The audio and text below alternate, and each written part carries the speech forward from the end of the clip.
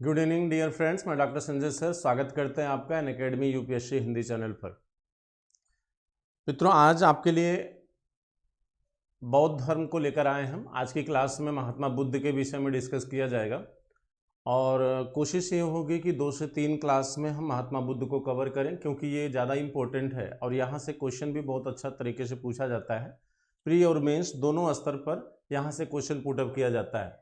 तो बहुत ही मनोरंजन और बहुत ही इंटरेस्टिंग टॉपिक है और बहुत ही मज़ा आएगा इसको पढ़कर। तो कोशिश करिए आप लोग कंसंट्रेशन बनाए रखिए, ठीक है। तो चलिए हम स्टार्ट करते हैं महात्मा बुद्ध के विषय में। तो आज का जो आपका टॉपिक है वो महात्मा बुद्ध, ठीक है।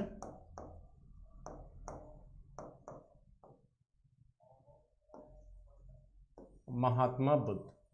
तो सभी लोग जल्द से जल्द जुड़ जाइए क्लास से। जितने भी आपके फ्रेंड्स हों सभी लोगों को जोड़ने की कोशिश करिए और ज़्यादा से ज़्यादा लोगों को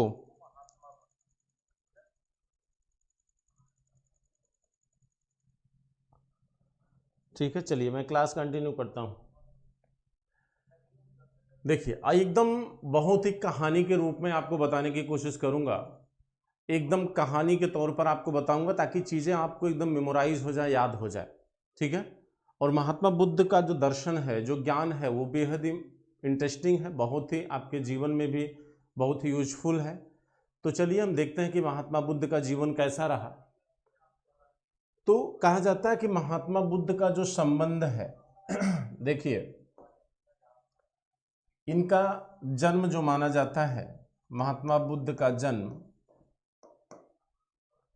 563 ईसा पूर्व यानी बीसी 563 बीसी इनका जन्म है। इनकी जो मृत्यु है वो 483 बीसी, ठीक है, 483 बीसी है, ठीक। कहा जाता है कि इनका जन्म जो है शाक्य गणराज्य के राजा थे। शाक्य गणराज्य के राजा शुद्धोधन, इनके पिता कौन है? शुद्धोधन है। इनके पिता कौन थे? शुद्धोधन, जो शाक्य गणराज्य के क्या हैं? राजा हैं। और यह जो शाक्य गणराज्य है ये किसके अधीन था? पहले ये कोशल के अधीन था। ये पहले किसके अधीन है? था कोशल के अधीन था। शाक्य गणराज्य की अगर भौगोलिक स्थिति की हम बात करें तो यह वर्तमान में यूपी के बस्ती जिले में पिपराहवा नामक स्थान है। बस्ती जिले का पिपराहवा नामक जो स्थान है वही क्या है? शाक्य गणराज्य है। यानी बुद्ध के समय का जो शाक्य गणराज्य है मित्रों, वो वर्तमान यूपी के पिपराहवा जिले में स्थित है। वर्तमान यूपी का पिपराहवा जिला ही क्या है? शाक्य गणराज्य है। कहा जाता है कि शाक्य गणराज्य के राजा शुद्धोधन का विवाह जो है कोलीय गणराज्य, यानी शुद्धोधन का विवाह किससे हुआ? किससे हुआ? महामाया से। इनका विवाह होता है किससे? महामाया से। और जो महामाया है, महामाया जो है कोलीय गणराज्य,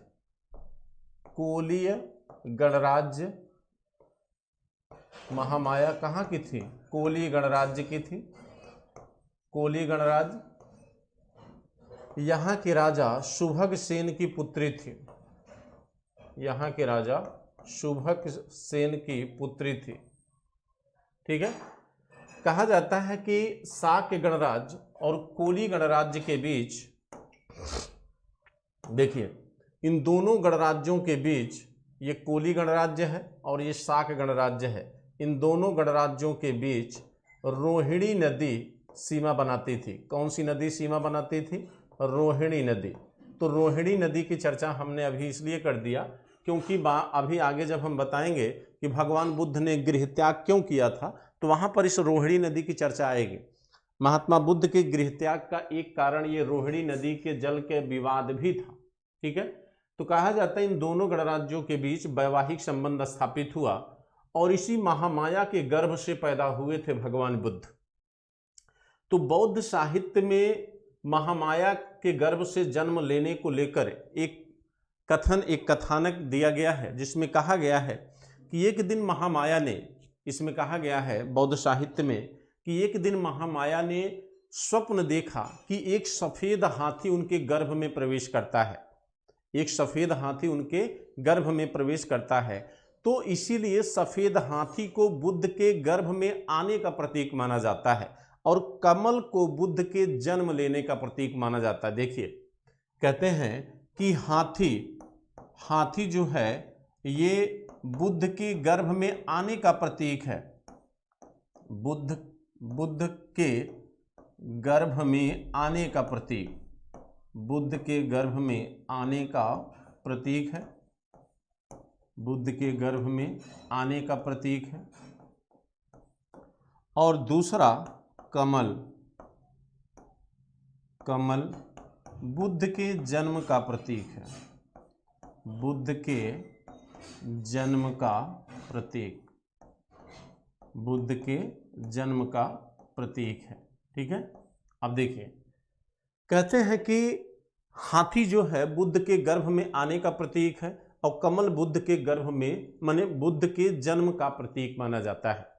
कहा जाता है कि इनके जन्म के विषय में ये बताया गया है कि एक दिन महामाया अपने ससुराल यानी शाक्य गणराज्य से, कहाँ से, शाक्य गणराज्य से कहाँ जा रही थी, कपिल माने कोली गणराज्य जा रही थी, कोली गणराज्य जा रही थी। और जिस समय वो अपने ससुराल से अपने मायके जा रही थी, चांदी की पालकी में जा रही थी, कहा जाता है कि उसी समय लुम्बिनी वन में, कहाँ पर, लुम्बिनी वन में, जन्मस्थान बुद्ध का कहाँ है, कहा जाता है कि लुम्बिनी नामक वन में जो वर्तमान नेपाल में पड़ता है, लुम्बिनी वन में इनको प्रसव पीड़ा उत्पन्न हो जाती है और वहीं पर साल वृक्ष के नीचे, साल वृक्ष के नीचे, कहते हैं जन्मस्थान इनका कहाँ है, लुम्बिनी, और वृक्ष कौन सा है, साल वृक्ष है। कहते हैं यहीं पर इनको प्रसव पीड़ा उत्पन्न होती है और इसी लुम्बिनी नामक वन में, और ये लुम्बिनी वन कौन से वृक्षों का वन है, ये आम्र वन है। आम्र वन मतलब होता है कि आम का बगीचा है और इसी आम के बगीचे में एक वृक्ष है साल का, जिसके नीचे इन्होंने भगवान बुद्ध को क्या किया, जन्म दिया। और जिस दिन भगवान बुद्ध का जन्म होता है वह दिन कौन सा दिन है, पूर्णिमा का दिन है। और कहा जाता है कि बुद्ध के जीवन के तीन सबसे महत्वपूर्ण घटनाएं, जिसमें पहली घटना है जन्म, दूसरी घटना है ज्ञान और तीसरी घटना है मृत्यु। ये तीन महत्वपूर्ण घटनाएं भगवान बुद्ध की पूर्णिमा के दिन ही घटित हुई है। इसीलिए हम पूर्णिमा को बौद्ध पूर्णिमा कहते हैं मित्रों, इसीलिए हम पूर्णिमा को क्या कहते हैं, बौद्ध पूर्णिमा कहते हैं। तो कहा जाता है कि लुम्बिनी नामक वन में जब भगवान बुद्ध का जन्म हुआ तो भगवान बुद्ध के जन्म के बाद महावज्ञ नामक ग्रंथ में ये उल्लेख आता है कि भगवान बुद्ध जब माता महामाया से जन्म लिए तो ये 7 कदम स्वयं चलते हैं, कहा जाता है। अब देखिए, ये कल्पनात्मक बातें हैं, धार्मिक ग्रंथ में है ये बातें कही गई हैं तो कहीं न कहीं कल्पनात्मक है। इसमें कहा गया कि भगवान बुद्ध जो है वो स्वयं 7 कदम क्या है, चलते हैं और कहते हैं कि ये मेरा अंतिम अवतार है। अब आप जानते हैं कि भगवान विष्णु के 10 अवतारों में बुद्ध भी एक अवतार माने गए हैं और यहाँ पर बुद्ध ने कहा कि ये हमारे जीवन का अंतिम अवतार है और यह अवतार हमारा बुराइयों पर अच्छाइयों की जीत के लिए हुआ है। ठीक है, कहते हैं कि यहाँ पर बुद्ध का जब जन्म होता है तो बुद्ध 7 कदम चलते हैं और माना जाता है कि बुद्ध के जन्म के साथ साथ 7 अन्य चीज़ों का जन्म भी हुआ था। तो वो 7 अन्य कौन से लोग थे जिनका जन्म जो है बुद्ध के साथ माना जाता है। तो बुद्ध के साथ जिन अन्य 7 लोगों का जन्म हुआ या माना जाता है, अन्य 7 कौन से हैं, अन्य 7 लोग जिनका जन्म बुद्ध के साथ माना जाता है, अन्य 7 लोग, तो उसमें एक इनकी पत्नी यशोदा है, इनका घोड़ा कंथक इनका क्या है, ये घोड़ा है, कंथक इनका क्या है, घोड़ा है। कालुदाई इनका क्या है, मंत्री है, कालुदाई इनका मंत्री है। इसका जन्म भी बुद्ध के जन्म के दिन माना जाता है। वह पीपल वृक्ष जिसके नीचे ये ज्ञान प्राप्त किए थे, और इनका सारथी चन्ना इनका क्या है, सारथी है। ठीक है, कितने हो गए? यशोदा यानी इनकी जो पत्नी है यशोधरा नाम था इनकी पत्नी का। तो कंथक हो गया इनका घोड़ा, चन्ना हो गया इनका सारथी, पीपल वृक्ष, कालुदाई इनका एक मंत्री हो, 2 और हैं अभी याद नहीं आ रहा है। तो 7 अन्य हैं जिनका जन्म जो है इनके जन्म के साथ माना जाता है। ठीक है, कहा जाता है कि 7वें दिन इनकी माता महामाया की क्या हो जाती है, मृत्यु हो जाती है। और माता महामाया की मृत्यु होने के बाद कहा जाता है कि शुद्धोधन जो शाक्य गणराज्य के राजा थे, उन्होंने दूसरा विवाह कर लिया, और दूसरा विवाह जो किया वह इनकी मौसी गौतमी प्रजापति थी। और गौतमी प्रजापति ने ही भगवान बुद्ध को क्या किया, पाला पोसा। यानी भगवान बुद्ध क्या हुए, माता गौतमी के द्वारा पाले पोसे गए, और बाद में अंततः आगे चलकर माता गौतमी इनकी सौतेली माँ बन गई, और उन्होंने भगवान माने शुद्धोधन से क्या कर लिया, विवाह कर लिया। ठीक है, तो ये तो हुई एक छोटी सी समरी भगवान बुद्ध के जन्म को लेकर और इनके माता पिता को लेकर। अब थोड़ी सी चर्चा हम करते हैं किस पर, इनके अन्य नाम पर, यानी भगवान बुद्ध के अन्य नाम क्या है। तो यहां तक आप लोग नोट कर लिए सबने लोग? ठीक है, अब चलिए बुद्ध को हम अन्य किन नामों से जानते हैं। थोड़ा सा इनकी पत्नी कहा जाता है 16 वर्ष में इनका विवाह हुआ था। इनकी पत्नी कौन थी, यशोधरा। इनकी पत्नी थी यशोधरा। इनके यशोधरा के अन्य नाम क्या है, इनके अन्य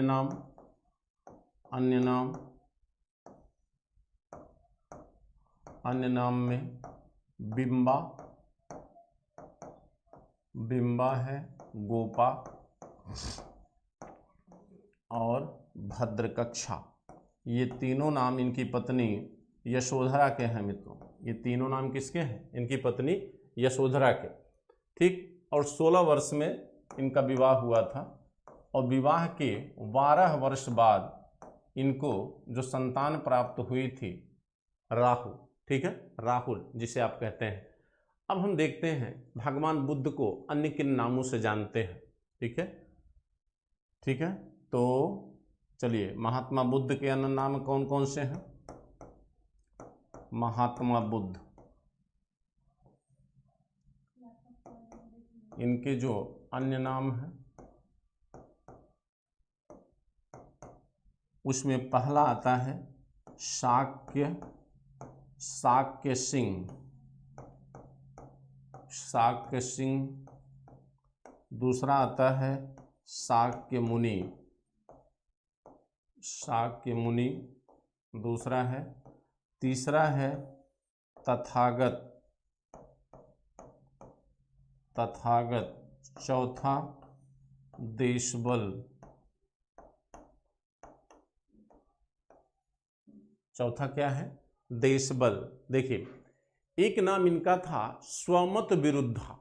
उसका मतलब होता है, स्वमत विरुद्धा का मतलब है कि बुद्ध ने जो शिक्षा दिया, शिक्षा के अनुकूल क्या किया, आचरण किया। यानी जो उपदेश उन्होंने दिया था उस उपदेश के अनुसार ही उन्होंने आचरण भी किया, इसीलिए उनको स्वमत विरुद्धा भी कहा जाता है। अगला जो नाम है वह है स्वमत विरुद्धा।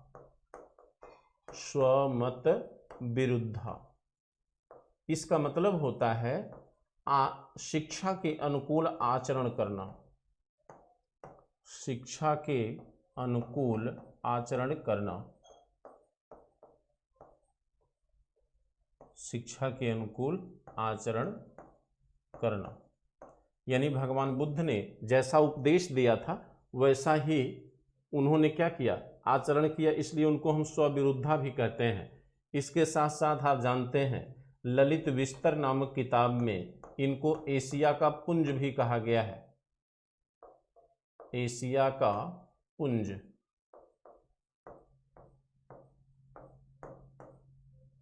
ठीक, एशिया का ज्योतिपुंज। तो यहां आप ज्योति लगा लीजिएगा आगे, यहां पर ज्योति लगा लीजिएगा, हमने केवल पुंज लिख दिया है, आप ज्योति शब्द यहाँ पर ऐड कर लीजिएगा, ठीक। तो ज्योतिपुंज, ये हुए भगवान बुद्ध के क्या नाम, ठीक है। अब देखिए, अब हम एक स्टोरी भगवान बुद्ध की आपके सामने चर्चा करने चल रहे हैं और बहुत ध्यान से आप इसको सुनिएगा, ठीक है। और जहाँ तक रही कुछ प्रतीकों की बात, तो वहाँ हम माने आपको फैक्ट बताते चलेंगे और आप ध्यान से पूरी स्टोरी को सुनने की कोशिश करिएगा। और इस तरह जब आप कॉन्सेप्ट के साथ सुनेंगे तो हो सकता है आपको पूरी कहानी याद भी हो जाए और आपको पढ़ने की ज़रूरत न पड़े मित्रों। और थोड़ा कोशिश आप लोग करिए कि ज़्यादा से ज़्यादा लोगों को लाइव करिए, ठीक है। चूँकि ज़्यादा से ज़्यादा लोग रहते हैं तो एक पढ़ाने की जो एनर्जी होती है वो ऑटोमेटिक बढ़ जाती है मित्रों। मुझे उम्मीद है आप लोग थोड़ा सा संख्या बढ़ाने की कोशिश करिए। चलिए हम भगवान बुद्ध के विषय में चर्चा करते हैं। अब देखिए, और बुद्ध के बारे में सुनने की कोशिश करिए। कहते हैं कि राजा शुद्धोधन के इकलौते पुत्र थे। राजा शुद्धोधन के क्या थे? इकलौते पुत्र थे भगवान बुद्ध। और भगवान बुद्ध का जब जन्म हुआ तो राजा शुद्धोधन बहुत खुश हुए और कहा जाता है, लेकिन ये खुशी बहुत दिनों तक नहीं रही, चूंकि माँ एक तो महामाया की मृत्यु हो गई जो इनकी माँ थी, लेकिन गौतमी से विवाह करने के बाद थोड़े समय के लिए फिर से एक माहौल जो है वो सकारात्मक हो गया। लेकिन इसी बीच कहा जाता है कि इनके पिता शुद्धोधन ने इनको वैदिक ज्ञान के लिए एक गुरु नियुक्त किया जिनका नाम था बृहस्पति। यानी सबसे पहली शिक्षा जो बुद्ध की शिक्षा का आरंभ होता है, बुद्ध की शिक्षा। अब देखो मित्रों, बुद्ध की जो शिक्षा है वो आरंभ होती है वैदिक ज्ञान से, वैदिक शिक्षा से आरंभ होती है। और यह शिक्षा इनको देने के लिए किसे नियुक्त किया गया था? बृहस्पति। यानी वैसे अगर देखा जाए तो इनके पहले गुरु माने जाएंगे ये, ठीक। लेकिन कहा जाता है जैसे ही बालक बुद्ध की शिक्षा का आरंभ होता है उसी क्षण कुछ समय बाद कहा जाता है कि कौंडिन्य नामक ब्राह्मण, देखिए वैसे मूल रूप से कौंडिन्य का ही नाम आता है, लेकिन दो नाम और दिखाई देते हैं, एक अतिश और दूसरा देवल, अतिश और देवल, ठीक। वैसे तो केवल आप इनको जानते रहिए। कहा जाता है कि एक दिन क्या हुआ कि राजा शुद्धोधन के दरबार में यह कौंडिन्य नामक ब्राह्मण आया और उस बालक बुद्ध के ललाट को देखकर, ललाट माने मस्तिष्क, कहा जाता है ललाट को देखकर उसने एक भविष्यवाणी कर दिया राजा शुद्धोधन के सामने। और उसने कहा कि यह बालक जो है अगर समाज से जुड़ा रहा तो बहुत बड़ा चक्रवर्ती सम्राट बनेगा, लेकिन अगर समाज से विरक्त हुआ तो यह बहुत बड़ा सन्यासी बनेगा। अब समस्या ये थी कि राजा शुद्धोधन के पास एक ही पुत्र, कहते हैं राजा शुद्धोधन के माथे पर तो शिकन आ गई कि भाई एक ही पुत्र है, यही वंश को आगे ले जाने वाला है, यही हमारा युवराज है, और अगर ये सन्यासी बन गया तो फिर हमारे लिए समस्या उत्पन्न हो जाएगी। कहा जाता है यहाँ पर पिता शुद्धोधन का चिंतित होना लाजमी था और वो चिंतित भी हुए। और इस तरह कहा जाता है राजा शुद्धोधन ने अपने पुत्र बुद्ध के लिए हर सुख सुविधाओं की संपन्नता उन्होंने निर्मित करना शुरू कर दिया। यानी क्योंकि शुद्धोधन ये जानते थे कि कोई भी व्यक्ति सन्यासी तब होता है जब दुख की मात्रा क्या हो जाए, बढ़ जाए। तो दुखों से मुक्त होने के लिए ही व्यक्ति सन्यास ग्रहण करता है। तो उनका ये उद्देश्य था कि हम अपने पुत्र को दुख का परिचय ही नहीं होने देंगे, दुख क्या है इसका एहसास भी पुत्र को नहीं होने देंगे, तो यह पुत्र सन्यासी होगा कैसे। लेकिन मित्रों, होने को कोई रोक नहीं सकता। कहा जाता है कि हुआ ये कि एक दिन यह राजकुमार यानी बुद्ध जो है अपने सारथी चन्ना से इन्होंने कहा कि रथ निकालो, हमें नगर भ्रमण पर जाना है। अब सोचिए, यहां से राजा शुद्धोधन के विरुद्ध कहानी जाना शुरू होती है।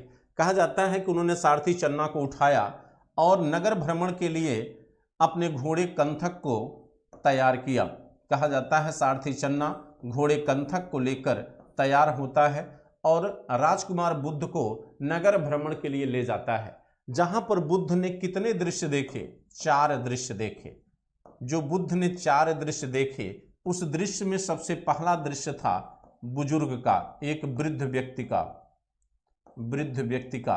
कहा जाता है कि जब बुद्ध ने देखा कि एक वृद्ध व्यक्ति जो है झुका हुआ है और झुक कर वह दर्द के साथ आगे बढ़ रहा था, तो भगवान बुद्ध ने सारथी चन्ना से पूछा कि आखिर ये झुका क्यों है।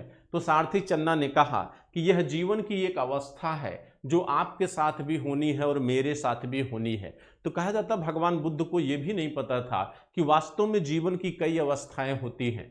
ठीक है, तो एक ज्ञान बुद्ध को यहां पर प्राप्त हुआ। इसके बाद जब वो आगे बढ़े तो आगे बढ़ने पर उन्होंने क्या देखा, एक बीमार व्यक्ति को जो दर्द से कराह रहा था। एक बीमार व्यक्ति यानी व्याधिग्रस्त व्यक्ति को उन्होंने देखा जो दर्द से कराह रहा था, पीड़ा से व्याकुल था। जब सारथी चन्ना से इन्होंने पूछा कि आखिर ये चिल्ला क्यों रहा है, तो सारथी चन्ना ने कहा कि ये व्याधिग्रस्त है, इसे एक बीमारी ने घेर रखा है, ये आपको भी हो सकता है, मुझे भी हो सकता है, ये किसी के साथ भी ऐसी घटना घटित हो सकती है। इसके बाद जो अगला दृश्य बुद्ध ने देखा वह तीसरा दृश्य था एक मृत व्यक्ति को, जिसको एक मृत व्यक्ति था जिसको कुछ लोग कंधे पर ले जा रहे थे।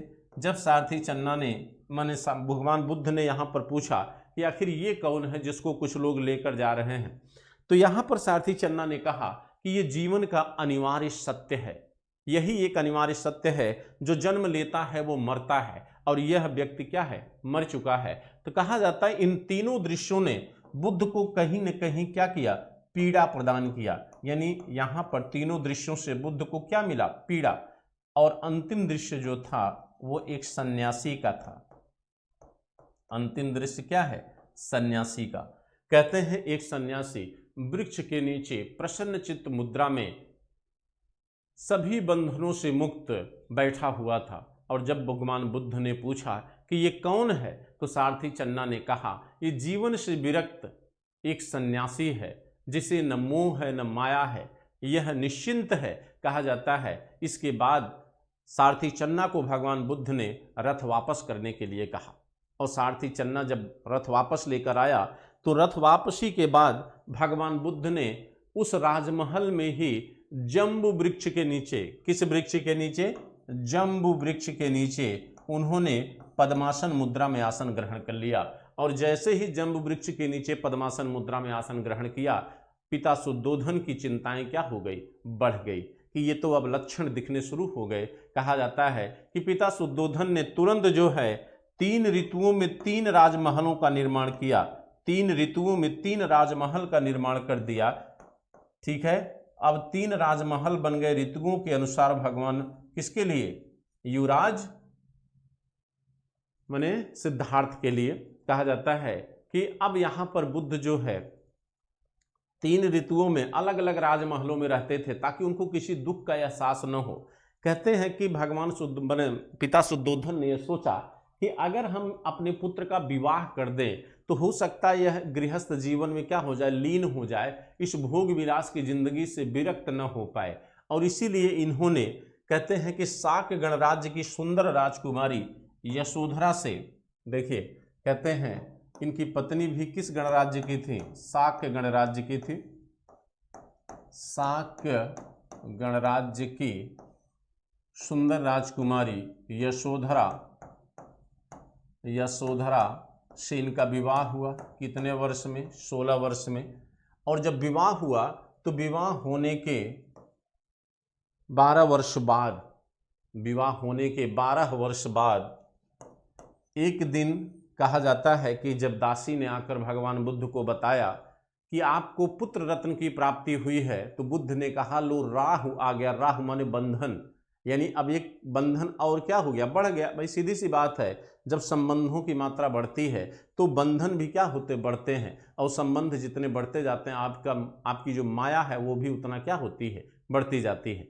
तो भगवान बुद्ध ने अपने पुत्र राहुल के आने पर उन्होंने क्या कहा कि लो राहु आ गया। राहु माने होता है बंधन, और इसी राहु से उनके पुत्र का नाम क्या पड़ गया, राहुल। इसी से उनके पुत्र का नाम क्या पड़ा, राहुल पड़ गया। और कहा जाता है उन्होंने दासी को एक मोतियों की माला उतार कर दे दिया। अब देखिए, कहते हैं कि भगवान बुद्ध का जो गृह त्याग है, जो घर परित्याग है, गृह त्याग जो है वह कितने वर्ष में है, गृह त्याग जो है 29 वर्ष में है, 30 वर्ष में, थोड़ा सा कन्फ्यूजन हो रहा है, 29 या 30। अब देखिए थोड़ा सा, बहुत ही टिपिकल चीज़ नहीं है मित्रों, 29 है या 30 है, आप लोग क्लियर होंगे। थोड़ा सा मुझे डाउट हो गया है महावीर को लेके और इनको, ठीक है, तो आप यहाँ क्लियर कर लेना है 29 है कि 30 है। अब देखिए कहते हैं इनके गृह त्याग का जो प्रतीक है वो क्या है, घोड़ा। गृह त्याग का प्रतीक क्या है, घोड़ा। और गृह त्याग को क्या कहा गया है, महाभिनिष्क्रमण। महाभिनिष्क्रमण, गृह त्याग को बौद्ध धर्म में क्या कहा गया है, महाभिनिष्क्रमण कहा गया। और गृह त्याग का प्रतीक क्या है, घोड़ा, ठीक है। कहते हैं एक दिन हुआ क्या, और ये चुल्लबग्ग में ये कथा दी गई है, उसमें कहा गया है कि भगवान बुद्ध के गृह त्याग करने के दो कारण थे। एक तो अस्थाई कारण था, वो 4 दृश्य, क्योंकि उन दृश्यों के बाद ही बुद्ध के मन में संन्यास की विचारधारा क्या हो रही थी, धीरे धीरे निर्मित हो रही थी। लेकिन हुआ ये कि एक तात्कालिक कारण ने बुद्ध को गृह त्याग के लिए क्या किया, मजबूर कर दिया। कहा जाता है एक दिन बुद्ध जो है नृत्यांगनाओं का नृत्य देख रहे थे, और देखते देखते वो सिंहासन पर क्या हुआ, सो गए। और जब उनकी अर्धरात्रि में जब उनकी निद्रा टूटी, तो उन्होंने देखा कि वो नृत्यांगनाएं जो कुछ देर पहले बेहद खूबसूरत थी, साज सज्जा से सजी हुई थी, वो इस समय कितनी कुरूप लग रही थी, चूंकि उनके बाल बिखरे थे, वस्त्र बिखरे थे। तो इनको लगा कि नहीं, वास्तविकता वो नहीं थी जो कुछ समय पहले थी, वास्तविकता तो ये है। कहा जाता है कि यहाँ पर उनको ये आभास हुआ कि वास्तव में जो दुनिया दिखती है वह उस तरह से नहीं है जिस तरह से उनकी क्या है, वास्तविकता यानी सच्चाई है। और यहीं से वह उठते हैं अपने उस वहाँ आते हैं दरवाजे पर, ड्योढ़ी पर, जहाँ पर इनके पुत्र और इनकी पत्नी दोनों क्या हुए, सोए थे। और वहाँ पर इन्होंने भू स्पर्श किया उस ड्योढ़ी को, और उसको स्पर्श करने के बाद यह अपने सारथी चन्ना को जगाते हैं और चन्ना से रथ निकालने के लिए कहते हैं, और उसके साथ ये नगर के क्या आ गए, बाहर आ गए।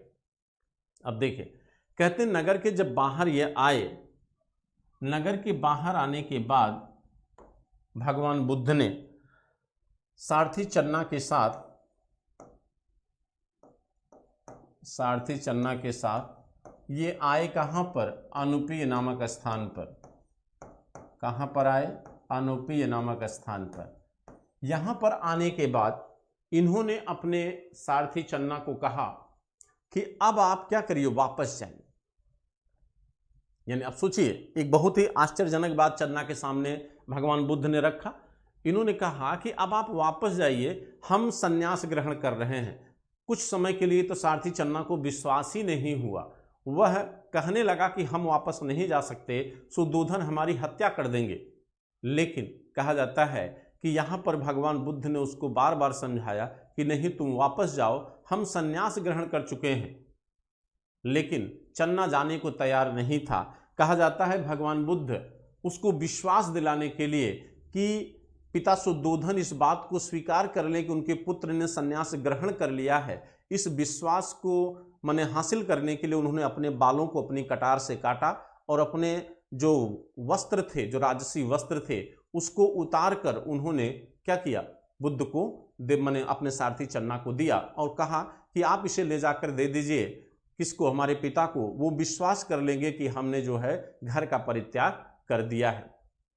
और कहते हैं कि यहाँ पर जो है सारथी चन्ना वापस आ जाता है, और यहीं से बुद्ध जो है अपने गृहस्थ जीवन की क्या करते हैं, शुरुआत करते हैं। उस समय उनकी जो अवस्था थी, मुझे क्लियर हो गया है, 29 वर्ष थी। कितनी थी, 29 वर्ष, 29 ईयर ओल्ड थे। उसको करेक्शन कर लीजिएगा, ये 29 ईयर ओल्ड थे उस समय। तो घर परित्याग तो बुद्ध ने कर दिया, किसके लिए किया, ज्ञान की खोज के लिए किया। तो कहा जाता है, अब देखिए यहां से ये आगे बढ़े तो कहाँ गए, वैशाली। बुद्ध सबसे पहले कहाँ जाते हैं, वैशाली। वैशाली में गए तो यहाँ पर इनकी मुलाकात सांख्य दर्शन के ज्ञाता, सांख्य दर्शन के जानकार थे अलार कलाम। अलार कलाम को ही इनका पहला गुरु माना जाता है। परीक्षा में जो पूछा जाता है उसमें अलार कलाम को ही विकल्प में रखता है, ठीक है। तो आप इनको जानते रहिए, बृहस्पति को भी जानते रहिए आप, कभी हो सकता है उनको भी पूछ ले। अलार कलाम के पास गए, लेकिन कहा जाता है अलार कलाम से ये संतुष्ट नहीं हुए, माने इनके ज्ञान से बुद्ध यहाँ संतुष्ट नहीं होते, और इसके बाद बुद्ध चले आते हैं कहाँ, राजगृह। क्योंकि राजगृह में इस समय राजा था कौन, बिंबसार। कहा जाता है कि बिंबसार जो है विद्वानों का संरक्षक था। यहाँ पर मगध में राजगृह में बहुत सारे ब्राह्मण विद्वान रहा करते थे, और कहा जाता है कि यहाँ पर भगवान बुद्ध का बिंबसार से एक शास्त्रार्थ भी होता है, और बिंबसार जो है प्रसन्न होकर अपना राज्य बुद्ध को सौंपने की बात करते हैं। लेकिन भगवान बुद्ध ने कहा कि नहीं राजन, जो हम छोड़ कर आए हैं हम उसे पुनः स्वीकार नहीं कर सकते। यहीं पर उन्होंने बिंबसार को यह आश्वासन दिया कि हम जब भी ज्ञान प्राप्त होगा हम सबसे पहले कहाँ आएंगे, मगध आएंगे, यानी राजगृह आएंगे। लेकिन यहीं पर राजगृह में ही इनके दूसरे गुरु की मुलाकात होती है, जो योग दर्शन के प्रणेता थे, योग दर्शन के ज्ञाता थे, जिनका नाम था रुद्रक रामपुत्र, जिनका नाम था रुद्रक रामपुत्र, इनका नाम है रुद्रक रामपुत्र। लेकिन यहाँ से भी संतुष्ट नहीं हुए, और संतुष्ट न होने के बाद यहाँ से चले आए कहाँ, उरेवला। कहाँ आए, उरेवला। उरेवला ये क्षेत्र है, और यह उरेवला पड़ता है कहाँ, गया में। ठीक, गया कहाँ है, बिहार। इसी उरेवला के संपत्ति ग्राम में, कहाँ पर, इसी उरेवला के संपत्ति ग्राम में पीपल वृक्ष के नीचे, किस वृक्ष के नीचे, पीपल वृक्ष के नीचे, पीपल वृक्ष के नीचे 5 ब्राह्मण शिष्यों के साथ, 5 ब्राह्मण शिष्यों के साथ इन्होंने कठोर तप करना शुरू किया, यानी ज्ञान प्राप्ति का प्रयास करना शुरू किया। अब देखिए, कहा जाता है कि चूंकि ब्राह्मणों में ये चर्चा थी कि कठोर तप से ही ज्ञान प्राप्त होता है, एक परंपरा थी वैदिक संस्कृति की। आपने देखा भी होगा कि जितने भी ऋषि महर्षि रहे, वो सभी ऋषि महर्षि सामान्यतः जो है वो जंगलों में, नदियों के किनारे या पहाड़ों पर, पर्वतों पर जाकर ज्ञान अर्जित करते रहे। इसीलिए यहाँ पर इन ब्राह्मणों का ये विश्वास था कि कठोर तप के द्वारा ही ज्ञान प्राप्त किया जा सकता है। तो वह कार्य भगवान बुद्ध ने इन 5 ब्राह्मणों के साथ करना क्या किया, शुरू किया। इन 5 ब्राह्मणों में एक कौंडिन्य भी था, वही कौंडिन्य जिसने क्या किया था, जिसने भविष्यवाणी किया था भगवान बुद्ध के जन्म, माने भगवान बुद्ध को लेकर। कहते हैं कि कठोर तप की शुरुआत हुई, लेकिन इस कठोर तप लंबा समय तक चलता रहा, लगभग जो है कहा जाता एक माने 6 वर्ष लगभग चला, लेकिन ज्ञान प्राप्त नहीं हुआ। लेकिन पाली ग्रंथ में ये कहा गया है कि एक दिन क्या हुआ कि उस संपत्ति ग्राम, जो ये संपत्ति ग्राम है, इसके प्रमुख की कन्या थी, यानी इस संपत्ति ग्राम के मुखिया की पुत्री थी सुजाता, मुखिया की पुत्री थी सुजाता। कहा जाता है इस सुजाता जो है व्रत थी, और व्रत थी उस पीपल वृक्ष पर प्रसाद चढ़ाने के लिए आई थी, और वहाँ पर बुद्ध चूंकि आसन लीन थे, और उसने प्रसाद चढ़ाना शुरू किया, बुद्ध ने प्रसाद खाना शुरू किया, और यह देखकर ये 5 ब्राह्मण क्या थे, भड़क गए कि ये तो ढोंगी है। और कहा जाता है कि बुद्ध के इस बर्ताव को देखकर ये 5 ब्राह्मण छोड़कर क्या हुए, चले गए कहाँ पर, सारनाथ। कहा जाता है कि बुद्ध ने यहीं पर मध्यम मार्ग का ज्ञान प्राप्त किया। इस घटना से बुद्ध ने मध्यम मार्ग का ज्ञान प्राप्त किया, और यह मध्यम मार्ग का ज्ञान आप जानते हैं कि बौद्ध धर्म से क्या है, जुड़ा हुआ है। कहते हैं यहीं पर बुद्ध ने देखा कि एक झुंड जो है, संगीतज्ञों का एक झुंड जो है बीड़ा बजाते हुए जा रहा था। एक झुंड था संगीतज्ञों का जो बीड़ा बजाते हुए जा रहा था। तो बुद्ध ने सोचा कि अगर इस बीड़ा की डोर को बहुत टाइट बांध दिया जाए तब भी इससे स्वर की उत्पत्ति नहीं होगी, और अगर बीड़ा को बहुत ढीला कर दिया जाए तब भी इससे स्वर की उत्पत्ति नहीं होगी। तो मध्यम मार्ग जो इस बीड़े की डोर के लिए अपनाया गया है, अगर मध्यम मार्ग अपनाया जाए तो ज्ञान प्राप्त हो सकता है। और कहा जाता है कि यहीं पर इसी के बाद, यानी इसी के 7 दिन बाद, 7 दिन बाद यानी 8वें दिन, कौन से दिन, 8वें दिन, पूर्णिमा के दिन, 8वें दिन बुद्ध पूर्णिमा थी, इसी दिन बुद्ध को क्या हुआ, ज्ञान प्राप्त हुआ। अब देखिए कहते हैं बुद्ध पूर्णिमा के दिन यानी मध्यम मार्ग का जो ज्ञान बुद्ध को मिला उसके 8वें दिन बुद्ध को पूर्णिमा के दिन क्या हो जाता है, ज्ञान प्राप्त हो जाता है। अब देखिए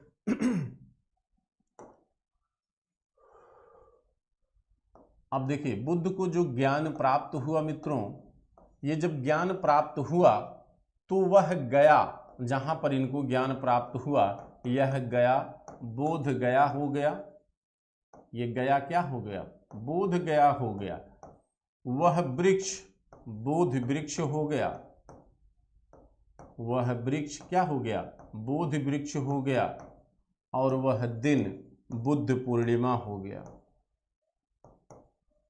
बुद्ध पूर्णिमा हो गया। यानी बुद्ध के महत्व से अन्य वस्तुओं को भी महत्व क्या हुआ, मिल गया।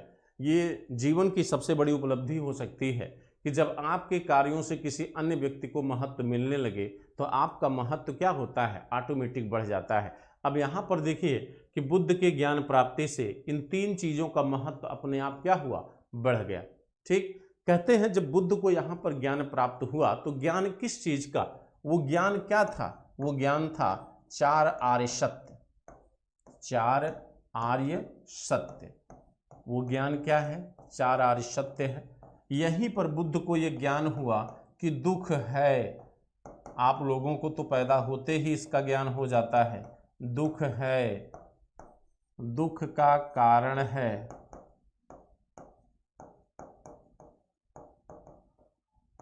दुख का कारण है, दुख समुदाय,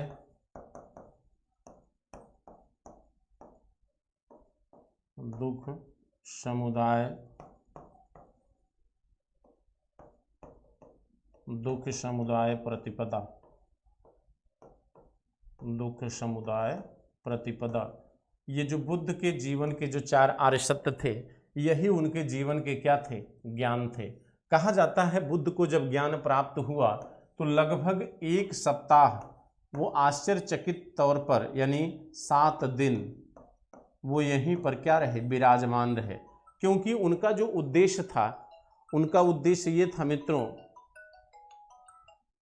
कहा जाता है कि बुद्ध का ये उद्देश्य था, पानी लेना, कहते हैं बुद्ध का ये उद्देश्य था कि हम यह ज्ञान जो है वो सबसे पहले अपने गुरुओं को दें। किसको, तो 2 गुरु थे ना, रुद्रक रामपुत्र और अलार कलाम, इन दोनों लोगों को सबसे पहले भगवान बुद्ध देना चाहते थे यह ज्ञान, और इसी उद्देश्य से। लेकिन भगवान बुद्ध चूंकि वो वहाँ पर मने नहीं पहुँच पाए, उससे पहले ही इनको दूसरों को ज्ञान देना पड़ा। किसको दिया इन्होंने, मैं बताता हूँ। अब देखिए 1 हफ्ते बाद अब यहाँ से बुद्ध की यात्रा की शुरुआत होती है, यहीं से बुद्ध की यात्रा शुरू होगी। ठीक है, अब इस यात्रा क्रम को आप एकदम ध्यान में बनाए रखिएगा। ये जो यात्रा क्रम होगा ये आपके दिमाग में एकदम होना चाहिए। तो बुद्ध की यात्रा शुरू हो रही कहाँ से, बोध गया से। कहाँ से शुरू हो रही, बोध गया से। अब देखिए बुद्ध जब यहाँ से चले, अब ज्ञान तो प्राप्त हो गया। देखिए ये 4 आर्य सत्य की चर्चा हम दर्शन में करेंगे बुद्ध के, यहाँ इसलिए नहीं किए क्योंकि हम भटक जाते रास्ते से। चूंकि अभी बुद्ध का एक बेसिक परिचय की क्लास हो रही है, हम दर्शन में उसकी चर्चा करेंगे, चारों आर्य सत्य क्या है। ठीक है, यहाँ जब बोध गया से ये चले तो बोध गया से चलने के बाद इनको रास्ते में यहीं पर 2 लोग मिल गए, 2 बंजारे मिल गए, तपस्सु और भल्लिक। इनकी मुलाकात 2 लोगों से होती है, तपस्सु और भल्लिक से। देखिए तपस्सु और भल्लिक से हुई।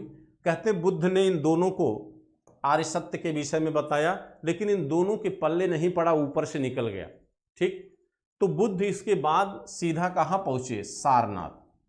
कहाँ पहुँचे, सारनाथ। अब देखिए बुद्ध पहुँचे कहाँ, सारनाथ। सारनाथ को हम 2 अन्य नामों से भी जानते हैं, ऋषिपत्तन एवं मृगदाव।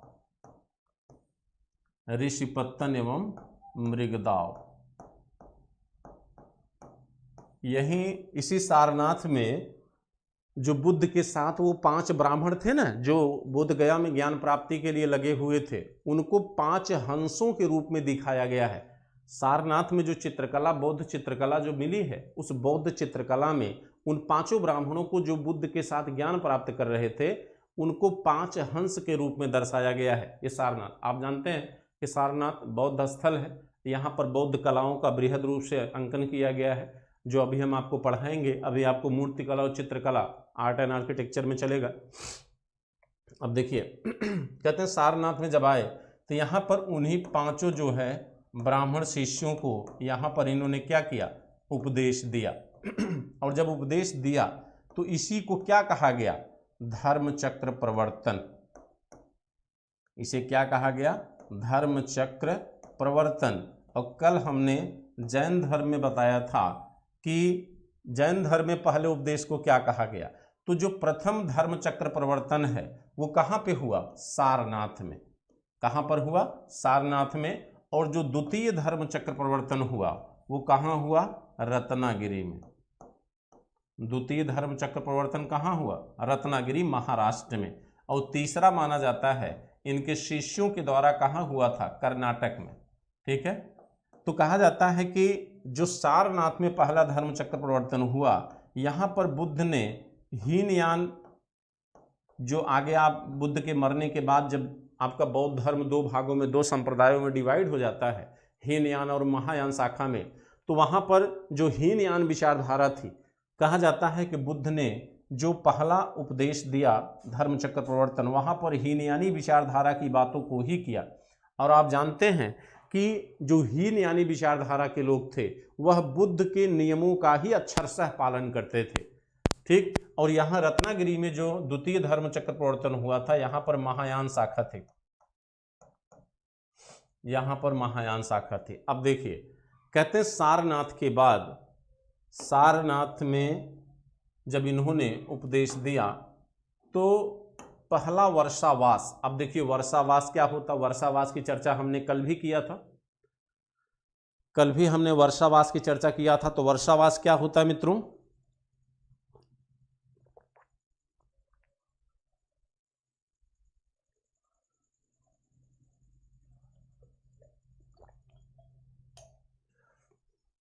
कल हमने चर्चा किया था कि वर्षावास क्या होता है। तो जैसे 12 महीना होता है ना, 12 महीने में जो 4 माह होता है वो वर्षा का होता है। उस 4 माह में ये बौद्ध भिक्षु जो होते थे वो एक जगह पे क्या होते थे, रुक जाते थे। ठीक है, तो उसे वर्षावास कहा जाता है। कहा जाता है कि बुद्ध ने अपने जीवन का पहला वर्षावास कहाँ पर, ऋषिपत्तन में ही इन्होंने क्या किया, बिताया। और ऋषिपत्तन में इन्होंने, कहा जाता है यही सारनाथ में मूलगंध कुटी विहार, देखिए मूलगंध कुटी विहार, मूलगंध कुटी विहार। ठीक है, ये जो मूलगंध कुटी विहार है, मूलगंध कुटी विहार, इसी में पहला वर्षावास उन्होंने बिताया। विहार क्या होता था, विहार वह स्थान होता था जहां भिक्षु क्या करते थे, रहते थे। ठीक है मित्रों, बहुत आराम से आपको मैं समझाने की कोशिश कर रहा हूं और बहुत धीरे धीरे पढ़ा रहा हूं, थोड़ा सा स्पीड में बोल नहीं पाऊंगा, थोड़ा दर्द है। ठीक है, कहते हैं कि यहाँ पर मूलगंध कुटी में इन्होंने ले जाके, मैंने पहला वर्षावास यहाँ पर इन्होंने क्या किया, व्यतीत किया, मूलगंध कुटी विहार में। इसके बाद अब बात आती है, जब वर्षावास की बात आई है तो वर्षावास पे थोड़ी सी चर्चा हम कर लेते हैं। कहते हैं कि ये पहला वर्षावास था। पहला वर्षावास उन्होंने कहाँ बिताया, सारनाथ में। अंतिम वर्षावास कहाँ बिताया, अंतिम वर्षावास, अंतिम वर्षावास उन्होंने वैशाली में, कहाँ पर, वैशाली। अंतिम वर्षावास कहाँ बिताया, वैशाली। वैशाली में कहाँ, यहाँ पर जो है वैशाली में बेड़ूग्राम विहार में, वैशाली के बेड़ूग्राम विहार। तो अंतिम जो इन्होंने वर्षावास बिताया वो वैशाली के बेड़ूग्राम विहार में। और सर्वाधिक वर्षावास, सर्वाधिक वर्षावास कहाँ बिताया, तो सर्वाधिक वर्षावास श्रावस्ती, जहाँ के राजा कौन थे, कौशाम्बी। सर्वाधिक शिष्य भाई सबसे सीधी सी बात, जहाँ सबसे लंबे समय तक आप रहोगे वहीं पर आपके सर्वाधिक शिष्य होंगे, वहीं पर आपके सर्वाधिक उपदेश होंगे और वहीं पर आपके सर्वाधिक वर्षा वास होंगे। तो ये सारी चीज़ों का आंसर क्या है? श्रावस्ती। यानी सबसे अधिक वर्षावास कहाँ बिताया? श्रावस्ती। सबसे ज़्यादा शिष्य कहाँ? श्रावस्ती। सबसे अधिक उपदेश कहाँ? श्रावस्ती। ठीक। तो अब जब भाई उपदेश की प्रक्रिया का जन्म हुआ है तो शिष्य भी बनेंगे। तो सबसे इनके जो प्रिय शिष्य थे वो आनंद और उपालि थे, और जो सबसे अंतिम शिष्य था वो था सुधर्मन। ठीक, जिसको ये मरने से पहले दीक्षित किए थे। कहाँ पर? कुशीग्राम में। ठीक, तो इनके जो सबसे प्रिय शिष्य बने वो आनंद और उपालि थे। अभी एकदम क्रम को ध्यान में रखिए। अब हम चलेंगे कहाँ? हम भाई सारनाथ से आ गए। कहाँ? सारनाथ से आगे बढ़िए। तो सारनाथ में इतनी घटनाएं घटी। ठीक, अब सारनाथ से आगे ये कहाँ गए? वाराणसी। सारनाथ से आगे कहाँ गए? वाराणसी। अब देखिए, कहते हैं कि यही वाराणसी में इन्होंने यश नामक एक श्रेष्ठी को दीक्षित किया। यश श्रेष्ठी, ये श्रेष्ठी है। श्रेष्ठी माने क्या होता है? श्रेष्ठी माने व्यापारियों का प्रमुख। व्यापारियों के संगठन को श्रेणी कहते हैं, और उस श्रेणी का जो मुखिया होता है उसे श्रेष्ठी कहते हैं। तो जब व्यापारियों का मुखिया बौद्ध धर्म को अपना रहा है तो उससे जुड़ा हुआ व्यापारी वर्ग भी बौद्ध धर्म को क्या करेगा? अपनाएगा। तो कहा जाता है कि यहीं पर इन्होंने बौद्ध भिक्षु संघ की स्थापना किया। यहीं पर बौद्ध भिक्षु संघ की स्थापना किया। ठीक, यहीं पर बौद्ध भिक्षु संघ की स्थापना होती है और यहीं पर बौद्ध संघ के क्या होते हैं? नियम निर्मित किए जाते हैं। अब देखिए, कहते हैं यहां पर, यहां से ये आगे बढ़े वाराणसी से कहां? उरेवला। वाराणसी से आगे बढ़े कहां? उरेवला। ठीक, उरेवला माने वही गया जहां पर इनको ज्ञान प्राप्त हुआ था। तो जब ये उरेवला की तरफ बढ़े तो बीच में इनको जो है उरेवला में ही 30 युवकों का एक झुंड मिलता है, जिसमें कुल कितने युवक थे? 30 युवक थे। और इसका मुखिया था, जो इसका मुखिया जो था, हाँ, भद्र नाम था उसका, जिसको इन्होंने क्या किया? दीक्षित किया। तो एक तो यहां पर इन्होंने दीक्षित किया। कहते हैं यही उरेवला में इन्होंने कश्यप ब्राह्मणों को, कश्यप एक माने आप जानते हैं कश्यप गोत्र होता है, कश्यप गोत्र के 3 ब्राह्मण जिनका नाम था नंदी कश्यप और गया कश्यप और मुख्य कश्यप। ठीक है, तो ये 3 कश्यप थे यहां पर। तीनों में एक नंदी कश्यप, गया कश्यप और मुख्य कश्यप, ये 3 कश्यप ब्राह्मणों को भी इन्होंने यहीं पर क्या किया? बौद्ध धर्म में दीक्षित किया। अब देखिए, चूंकि वादा किया था इन्होंने बिंबसार से ये प्रॉमिस किया था इन्होंने कि हम ज्ञान प्राप्ति के बाद आपके यहाँ आएंगे, तो ये सीधे यहाँ से उरेवला से कहाँ गए? राजगृह। उरेवला से कहाँ गए? राजगृह। अब देखिए, राजगृह में कई घटनाएं घटित होंगी। राजगृह को आप ध्यान से समझने की कोशिश करिए। यहाँ का राजा कौन है? बिंबसार। यहाँ का राजा कौन है? बिंबसार। बिंबसार यहाँ की क्या है? राजा है। कहा जाता है बिंबसार ने बौद्ध संघ को बेलुवन विहार दान किया। कौन सा विहार? बेलुवन विहार। और यह बुद्ध को दान किया गया किसी भी व्यक्ति के द्वारा पहला विहार था। किसी भी राजा, किसी भी व्यक्ति के द्वारा बौद्ध संघ को दान किया गया ये पहला विहार है। और यहीं पर बुद्ध, अजातशत्रु,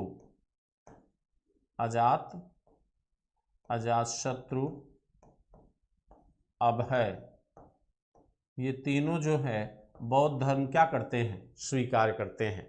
और यहीं पर 2 बड़े प्रकांड विद्वान थे, जो बड़े प्रकांड ब्राह्मण विद्वान थे, जिनका नाम था सारिपुत्र और मोदग्लायन। देखिए, 2 प्रकांड ब्राह्मण विद्वान थे यहाँ पर, सारिपुत्र और मोदग्लायन, सारिपुत्र और मोदग्लायन।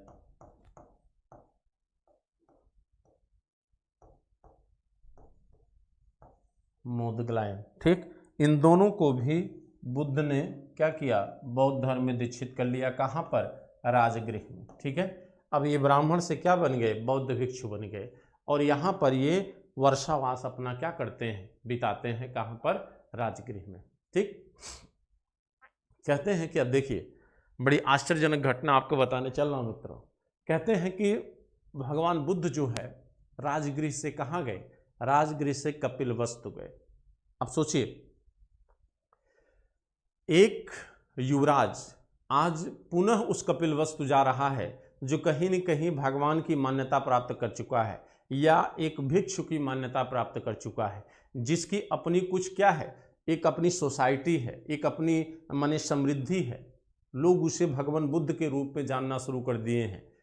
कहते हैं ये समय भी बड़ा क्या था, अनुचित था, जिस समय भगवान बुद्ध कपिलवस्तु वापस होते हैं। कहा जाता है कि जब राजगृह से भगवान बुद्ध कपिलवस्तु की तरफ चले, आप ये जान रहे हैं ना कि कपिलवस्तु ये वही कपिलवस्तु है जहाँ के राजा इनके पिता शुद्धोधन है। कहा जाता मित्रों, इसी समय कपिलवस्तु नगर पूरा सजा हुआ था और राजा शुद्धोधन अपने पुत्र को युवराज घोषित करने जा रहे थे। राजसूय यज्ञ होने वाला था, यानी इनका जो चचेरा भाई था जो माता गौतमी से पैदा हुआ था वह युवराज घोषित होने वाला था। लेकिन दुर्भाग्य से इसी समय बुद्ध का आगमन होता है। तो पाली साहित्य में ये लिखा गया है कि जब नगर के लोगों को ये पता चला कि भगवान बुद्ध का आगमन हो रहा है, आज वह युवराज वापस आ रहा है जो भगवान बन चुका है, तो कहा जाता है कि मोठ के मोठ यानी झुंड के झुंड, पाली ग्रंथ में कहा गया कि मोठ के मोठ, झुंड के झुंड वह जनता नगर द्वार से बाहर की तरफ दौड़ पड़ी भगवान बुद्ध के दर्शन के लिए।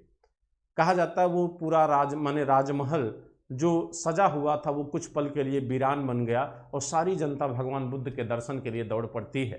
अब आप सोचिए, कहा जाता है कि यहीं पर भगवान बुद्ध ने अपने उस भाई नंदी को भी बौद्ध धर्म में दीक्षित कर दिया। कहा जाता है कि यहाँ पर बुद्ध ने उस भाई को बौद्ध धर्म में दीक्षित करके राजा शुद्धोधन की बची हुई जो उम्मीदें थी उस पर भी इनको उन्होंने क्या किया, पानी फेर दिया। तो यहीं पर इनकी पत्नी यशोधरा, इनकी माता गौतमी ने भी जिद किया कि हमें भी बौद्ध संघ में शामिल किया जाए। और यहीं पर जब माता गौतमी ने बौद्ध संघ में शामिल करने की बात की तो इन्होंने यह कहकर बात टाल दिया कि अगर हम संघ में महिलाओं को शामिल कर दिए तो जो संघ 1000 वर्ष चलना है वो 500 वर्ष भी नहीं चलेगा। इसका मतलब है कि बुद्ध ने औरतों को बुराई का एक कारण मान लिया। ये बुद्ध का सही परिदृश्य नहीं माना जाता है, क्योंकि बुराई हमेशा दोनों तरफ से होती है, कोई एक जो है बुराई का रीजन नहीं हो सकता। इसका मतलब है कि कहीं न कहीं ह्यूमन सुपीरियरिटी की जो मानसिकता है उससे बुद्ध भी पूरी तरह क्या थे, वंचित नहीं थे। कहा जाता है कि बुद्ध जब कपिलवस्तु में आए तो यहाँ पर कपिलवस्तु और जो अगल बगल के जो कबीले थे उन कबीलों से जो हमेशा युद्ध जो विवाद चल रहा था उस विवाद को भी इन्होंने क्या किया, शांत किया। ठीक, कबीलों से इन्होंने बात किया। और कहा जाता है कि जो संसद बनी थी, जो सभा निर्मित की गई थी, एक भवन था, उसका यहाँ पर बुद्ध कपिलवस्तु में उद्घाटन भी करते हैं। लेकिन पिता शुद्धोधन के दर्द को बुद्ध समझ नहीं पाए। और कहा जाता है कि बुद्ध जब यहाँ से कपिलवस्तु से बुद्ध जब वैशाली की तरफ बढ़े तो पिता शुद्धोधन ने पीछे से आवाज लगाया कि भगवान रुकिए, कुछ पूछना चाहता हूँ। बुद्ध ने पलट कर कहा कि राजन पूछिए। यहाँ उन्होंने पिता नहीं कहा, उन्होंने कहा राजन पूछिए। आप सोचिए कि एक पिता अपने पुत्र से वार्तालाप कर रहा है लेकिन संबंधों का उल्लेख दिखाई नहीं देता। इसलिए क्योंकि भगवान बुद्ध जो है इन संबंधों से क्या थे, परे थे। वो निर्वाण की प्राप्ति कर चुके थे और निर्वाण का मतलब होता है दुखों से मुक्त होना। और दुखों से मुक्त व्यक्ति तभी होता है जब संबंधों से मुक्त हो, क्योंकि संबंध ही माया पैदा करते हैं और माया ही दुख पैदा करती है। तो दुख से मुक्त होना है तो संबंधों से मुक्त हो जाइए, संबंधों से मुक्त होंगे तो माया से मुक्त हो जाएंगे और माया से मुक्त होंगे तो दुखों से मुक्त हो जाएंगे। तो कहा जाता है जब शुद्धोधन ने पूछा कि भगवान आप मुझे ये बताएं कि जब आपने गृह परित्याग किया था तो उस समय इस पिता की ममता उसके चर्म को भेद गई थी। आज आपने इस कुल का दिया बुझा दिया, आज उस पिता की ममता उसकी हड्डियों को छेद गई, क्या आपको इस दर्द का एहसास है? तो कहा जाता भगवान बुद्ध जो है यहाँ पर मौन रह गए, उन्होंने कोई जवाब नहीं दिया और यहीं पर उन्होंने संघ के नियम क्या किए? बदल दिए। बुद्ध ने कहा कि आज के बाद बौद्ध संघ में वही शामिल हो सकता है जिसकी उम्र 15 वर्ष की हो चुकी हो, और दूसरा उन्होंने कहा कि संघ में प्रवेश वही करेगा जो अपने माता पिता से अनुमति प्राप्त किया हो। तो यहाँ आरोप लगाया जाता है कि क्या भगवान बुद्ध ने निर्वाण की प्राप्ति की थी?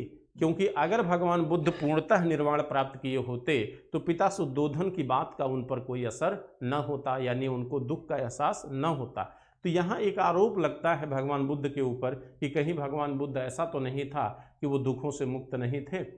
और यहीं पर आप जानते हैं कि कपिलवस्तु में ही अनुपीय नामक स्थान पर, कपिलवस्तु में एक स्थान है अनुपीय नामक स्थान, जहाँ पर इन्होंने आनंद को, उपालि को, देवदत्त और अनिरुद्ध 4 लोगों को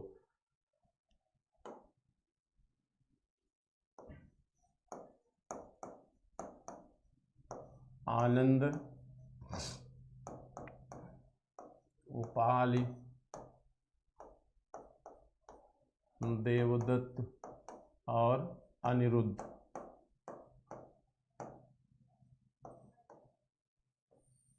इन 4 लोगों को अनुपीय नामक स्थान पर, यही अनुपीय नामक स्थान पर इन्होंने क्या किया? दीक्षित किया। और ये आनंद और उपाल उनके क्या बने? प्रिय शिष्य बने। आनंद और उपाल उनके क्या बने? प्रिय शिष्य बने।